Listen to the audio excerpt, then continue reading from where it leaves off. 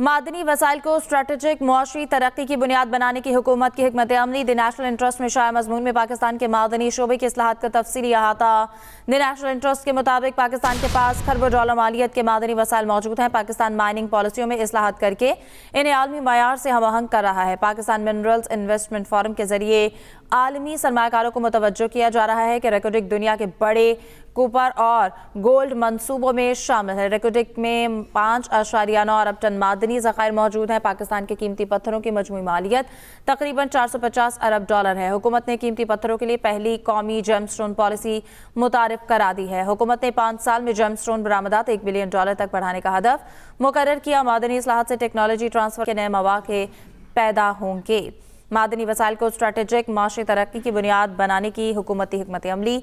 The national interest में शाया मजमून में पाकिस्तान के मादनी शोबे की इस्लाहात का तफसीली अहाता। द नेशनल इंटरेस्ट के मुताबिक पाकिस्तान के पास खरबों डॉलर के मादनी वसाइल मौजूद हैं। पाकिस्तान माइनिंग पॉलिसियों में इस्लाहात करके आलमी मयार से हम आहंग कर सकता है। और आपको बताएं कि पाकिस्तान मिनरल्स इन्वेस्टमेंट फोरम के जरिए आलमी सरमाकारों को मुतवज्जो किया जा रहा है।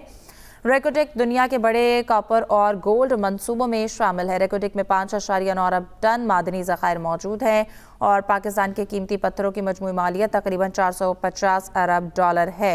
आपको अपडेट कर रहे हैं कि हुकूमत ने कीमती पत्थरों के लिए पहली कौमी जेमस्टोन पॉलिसी भी मुतारिफ करा दी है। हुकूमत ने 5 साल में जेमस्टोन बरामदात $1 बिलियन तक बढ़ाने का हदफ मुकर्रर किया है।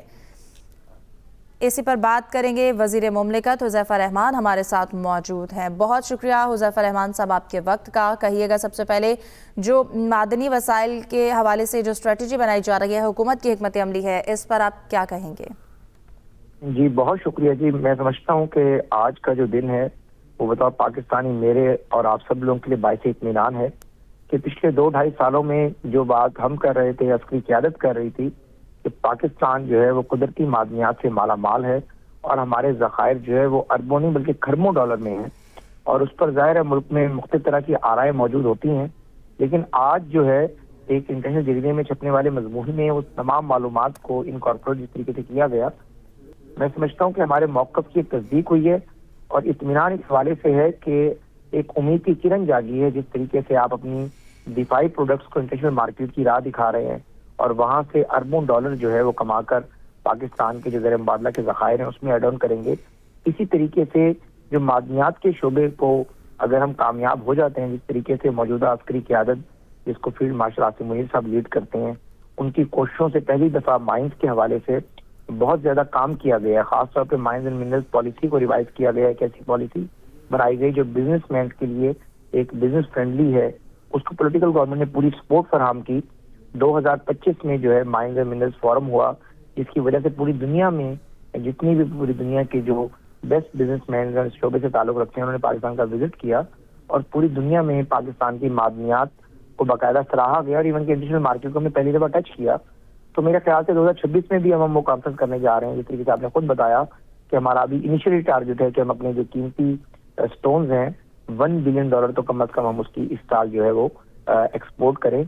लेकिन जिस तरीके से हमारे ज़खायर हैं अल्लाह के फजल करम से $450 अरब जो है वो कीमती पत्थरों के हवाले से, और उसके अलावा बाकी कुछ ऐसी मादनियात हैं जिनका ज़ाहिर जिक्र अज़कार इस रिपोर्ट में भी नहीं किया गया, लेकिन उनकी जो मालियत है वो खरबों डॉलर में जाकर बनती है।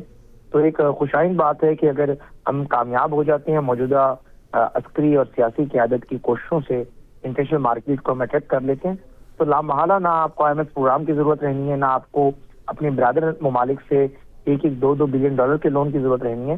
पाकिस्तान जो है जिस तरीके से दिफाई लिहाज से खुद मुख्तार है, फिर मौशी लिहाज से भी खुद मुख्तार हो जाएगा और एक ये उम्मीद की किरण जागी है।